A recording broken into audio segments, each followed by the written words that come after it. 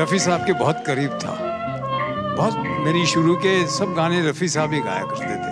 ये झुके झुके नैना ये लट बल खाती, आज इसकी आवाज़ सुनकर इतनी याद आ गई उनकी। तो दिल क्यों ना मेरा दीवाना हो तेरा।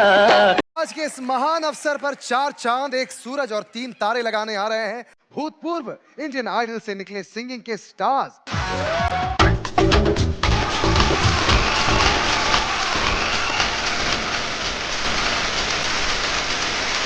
ये जो मोहब्बत मुझे आप लोगों ने दी है ना, ये मोहब्बत हासिल करने के लिए लोगों की पूरी जिंदगी निकल जाती है। लेकिन यहाँ बिना मांगे आपने मुझे इतना प्यार दिया कि कभी कभी सोचता हूँ तो मेरी आंखें भर आती हैं। Hi sir, hi ma'am, thank you.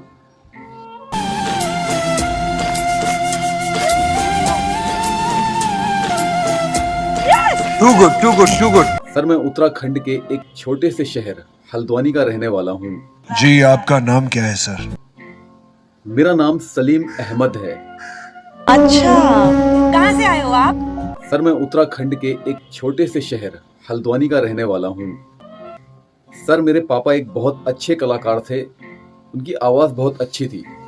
जब वो गाना गाया करते थे तो लोग मंत्रमुग्ध होकर उन्हें देखा करते थे। बहुत ही प्यारी आवाज़ थी। मैं बहुत छोटा था जब मैं उनके गाने सुना करता था।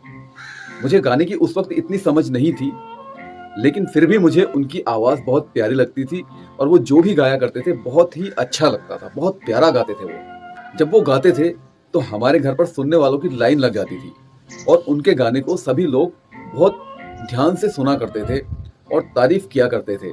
एक खासियत थी, जब वो गाना गाते थे तो उनकी आवाज़ सुनकर लोग अपनी आंखें बंद कर लिया करते थे। उस वक्त मैं बहुत छोटा था, मैं नोटिस करता था इन बातों को, तो मुझे ऐसा फील होता था कि म्यूज़िक एक ऐसी चीज़ है जो इंसान के दिल और दिमाग को सुकून देती है।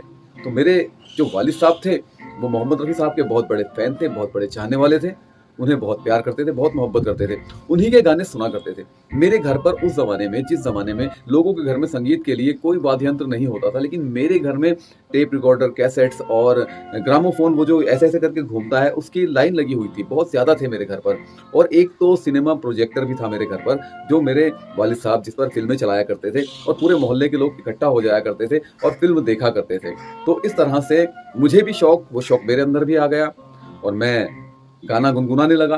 गुनगुनाते गुनगुनाते वो सुर मजबूत होता गया, गाने पर पकड़ अच्छी होती चली गई और एक दीवानगी, एक पैशन, एक आदत सी मेरी बन गई। अब मैंने सोचा क्यों ना इसको आगे बढ़ाया जाए। तो ऐसे ही लोगों के बीच में गाना शुरू किया। गाते गाते गाते गाते इतना आगे बढ़ते चले गए कि वो गाना हमारे लिए जुनून, पैशन और दीवानगी से आगे कैरियर बन गया। और फिर मैंने सोचा कि क्यों ना एक बार यहाँ पर ट्राई किया जाए, इंडियन आइडल में आया जाए। तो मैंने ठान लिया मन में कि अब मुझे इंडियन आइडल में जाना है। लेकिन मेरे आगे सबसे बड़ी समस्या ये थी कि मैं एक गरीब परिवार से बिलोंग करता था। सर, मेरे पापा का बहुत पहले इंतकाल हो गया था। जब मैं छोटा था तो उनका इंतकाल हो गया था। वो बहुत अच्छे इंसान थे, लेकिन किस्मत ने उन्हें हमसे जुदा कर दिया। पर उनकी बहुत सारी चीज़ें हमारे अंदर हैं। उनके संस्कार, उनका वो संगीत का शौक, उनका वो फिल्मों से, गानों से लगाव, वो हमें विरासत में मिला और हम भी गाते चले गए। आज इस पोजीशन पर पहुंचने के बाद, जबकि दुनिया मुझे देख रही है, देश मुझे देख रहा है, मुझे अपने पापा की बहुत याद आती है। लेकिन पापा तो बहुत अच्छे थे, पर कोई भी अपने पापा को रोक नहीं सकता। एक ना एक दिन तो हम सब ने इस दुनिया से जाना ही होता है। सुरों के सम्राट मोहम्मद रफ़ी साहब भी एक दिन इस दुनिया से चले गए, तो फिर उनके चाहने वाले इस दुनिया में कैसे रह सकते हैं।